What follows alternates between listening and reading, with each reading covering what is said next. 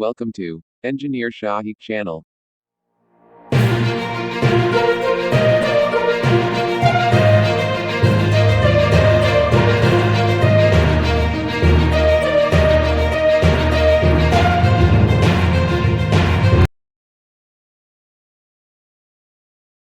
अच्छा तो guys welcome to part 2 of the problem.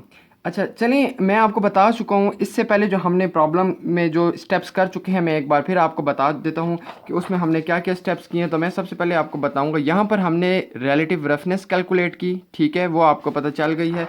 उसके बाद हमने जो है इसमें क्या कैलकुलेट किया, एरिया कैलकुलेट किया, फिर हमने वेलोसिटी कैलकुलेट की थी, और जो हमने रेनॉल्ड नंबर था उससे ये पता लगाया कि फ़्लो हमारे पास टर्बुलेंट है या लेमिनार। तो हमें पता चला कि फ़्लो इज़ टर्बुलेंट। तो बग़ैर ताख़ीर किए अब बढ़ते हैं इसकी जर्नल इक्वेशन की तरफ, जिससे कि हम फाइनली एच को कैलकुलेट कर लेंगे।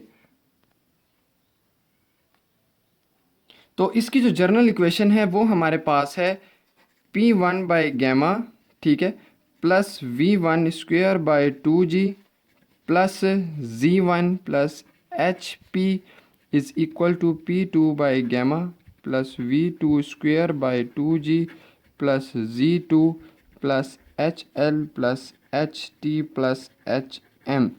अब मैं आपको बताऊंगा कि यहाँ पर हमारे पास ये तमाम टर्म्स क्या हैं। Pressure on tank 1, velocity on tank 1, pressure on tank 2, velocity on tank 2, datum on tank 1, datum on tank 2, pump losses, head losses और major losses, turbine losses and minor losses. अब यहाँ पर अगर इस पिक्चर में एक बार फिर आप आ जाएं तो यहाँ पर ये हमारे पास है फ्री सरफेस, ये भी फ्री सरफेस, ये भी फ्री सरफेस। फ्री सरफेस पे pressure zero, velocity zero, pressure zero, velocity zero, ठीक है। यहाँ पर प्रेशर भी ज़ीरो, P1 भी ज़ीरो, P2 भी ज़ीरो, V1 भी ज़ीरो, V2 भी ज़ीरो। डेटम रिमेन्स कांस्टेंट, ठीक है, डेटम हमारे पास रहेगा, डेटम ज़ीरो नहीं है हमारे पास क्योंकि डेटम एग्जिस्ट करता है। पंप लॉसेस, यहाँ पर आप पिक्चर में, पूरी पिक्चर में देखें तो यहाँ पर आपको कहीं पंप नज़र नहीं आएगा, अलबत्ता ये हमारे पास एक वॉल्व है, ठीक है, तो पंप नहीं तो pump losses zero. Turbine, turbine पूरी पिक्चर में नहीं है तो टरबाइन ज़ीरो, ठीक है। अब रिमेनिंग हमारे पास जो रह गया उसको हम यहाँ लिख लेंगे।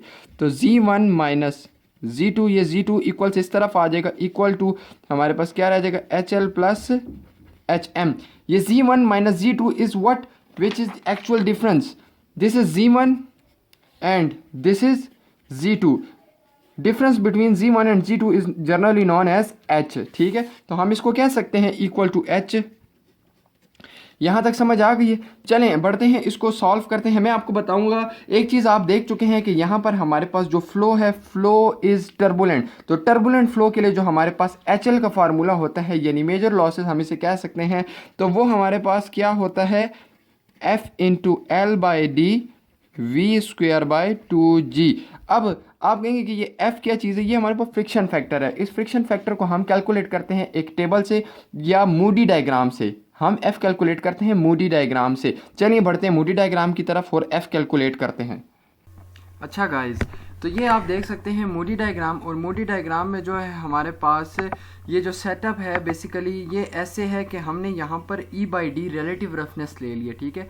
रिलेटिव रफनेस की वैल्यू और उसको हम आगे कंपेयर करेंगे किसके साथ, हमारे पास रिनॉल्ड नंबर। रिनॉल्ड नंबर की जो वैल्यू हमारे पास है ये 5 मल्टीप्लाई 10⁻⁴ आई है। तो जब इस लाइन को एक्सटेंड करेंगे, इस लाइन को एक्सटेंड करेंगे, ये जिस पॉइंट पर मिलेगा उसको डायरेक्टली देखेंगे तो हमारे पास कोफिशिएंट ऑफ फ्रिक्शन आ जाएगा। ये आप देख सकते हैं हमारे पास कोफिशिएंट ऑफ फ्रिक्शन आ गया, ठीक हो गया, समझ आ गई। अब ये वैल्यूज़ यहाँ से हम रीड करेंगे तो हमारे पास 0.017 समथिंग हम ले लेते हैं क्योंकि 0.02 के करीब है, तो लिहाजा 0.017 इज़ दी बेटर वैल्यू, तो हम वही सेलेक्ट कर लेते हैं। ओके, तो हमें पता चला कि F की जो वैल्यू हमारे पास आई है वो है 0.017, ठीक है। फ्रिक्शन आ गया। अब हम इसको पुट करते हैं अपने इस फार्मूले में, तो HL is equal to 0.017 multiply by length. Length of pipe is what, 50 metre, divided by diameter of the pipe is what, 0.1, multiply by V square. Velocity of the fluid is what, 5.0955 square divided by 2 multiplied by value of gravity is 9.81, is it। तो यहाँ से हम जब इसकी calculation करेंगे तो HL हमारे पास आ जाएगा 11.3 मीटर। ये समझ आ गई होगी। HL तो फाइंड हो गया, अब फाइंड करना है हमने HM माइनर लॉसेस। क्या फाइंड करना है? Minor losses. तो चलिए माइनर लॉसेस फाइंड करते हैं। माइनर लॉसेस का जो हमारे पास फार्मूला होता है वो होता है HM summation of K V square by 2G। अब इसमें जो हमारे पास K होता है ये होगा नॉमिनल लॉस कोफिशिएंट, ठीक है, इसको हम के से डिनोट करते हैं। और ये हमारे पास turbulent as well as for laminar flow के लिए हमारे पास डिफरेंट होता है, ठीक है। तो चलिए के की वैल्यू कैसे कैलकुलेट करते हैं? के की वैल्यू आप इजीली गूगल से आसानी से ले सकते हैं, ठीक है। वो डिपेंड करते हैं बेसिकली ये के होती क्या है। पहले मैं आपको ये पिक्चर से क्लियर करूँ तो यहाँ पर आप देख सकते हैं ये हमारे पास पूरा सेटअप है।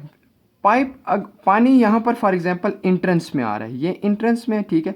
तो इसकी इंट्रेंस को जो हमारे पास जो एज है वो डिपेंड करता है वो शार्प एज है, स्क्वायर एज है, सर्कुलर एज है। ये वैल्यू जो के की होती है बेसिकली इस चीज़ की वैल्यू होती है। फिर उसके बाद वॉल्व है, तो वॉल्व की वैल्यू हमारे पास के की अलग होगी। ये एल्बोज लगी हुई हैं, 2 एल्बोज हैं लेकिन सेम टाइप की है, तो इन एल्बो की वैल्यू अलग होगी। और ये एग्जिट है, यहाँ से जो वाटर निकलेगा उसकी वैल्यू हमारे पास अलग होगी। तो मैंने वैल्यूज़ कैलकुलेट की हुई हैं। तो सबसे पहले कैलकुलेट नहीं, मैंने वैल्यूज़ डायरेक्टली इंटरनेट से गूगल से ली हुई हैं। तो के जो है हमारे पास इंट्रेंस जो है वो हमारे पास है 0.5, ठीक है। K2 में कह देता हूँ हमारे पास एग्ज़िट है, तो एग्ज़िट की वैल्यू हमारे पास 1 है। K3 में कह देता हूँ हमारे पास वॉल्व है, ठीक है, उसकी वैल्यू हमारे पास 5.7 है। और फाइनली जो K4 है हमारे पास वो है हमारे पास एल्बो, ठीक है, एल्बो। तो एल्बो की वैल्यू हमारे पास 0.64 है, लेकिन 2 एल्बोज हैं तो मल्टीप्लाई बाय 2 करेंगे तो इससे 1.28 आ जाएगा। अब जाते हैं इसके फार्मूले की तरफ। यहाँ पर H M is equal to submission, इस साइन का मतलब होता है सबमिशन, यानी सम करें किसकी वैल्यूज़ को? के की। तो के की वैल्यू को सम करने के बाद हमारे पास किस तरीके से करेंगे? 0.5 plus 1 plus 5.7 plus 1.28 into the product of velocity. तो वेलोसिटी की वैल्यू हमारे पास क्या है? 5.09 square divided by 2 multiply by 9.81। यहाँ तक समझ आ गई है। अब इससे जो हमारे पास आंसर आएगा वो होगा 11.2 मीटर, ठीक है। HM की वैल्यू आ गई। अब आएंगे फाइनल जो हमारे पास फार्मूला था जो मैं बताता हूँ। H is equal to Z1 minus Z2 is equal to क्या था? HL प्लस HM था, ठीक है। ये मैं आपको पहले भी बता चुका हूँ। तो HL की वैल्यू जो हमने कैलकुलेट की है वो 11.3 है, ठीक है। एंड जो HM की वैल्यू है वो हमने कैलकुलेट की है 11.2। तो इससे जो आंसर हमारे पास आएगा वो आएगा 22.5 मीटर, ठीक है। तो इस तरीके से हमने अपना H कैलकुलेट कर लिया। होपफुली आपको ये प्रॉब्लम अच्छे तरीके से समझ आ गई होगी। शुक्रिया। मेरे चैनल को सब्सक्राइब करना ना भूलें एंड मेरी वीडियोस को शेयर ज़रूर करें। Thank you.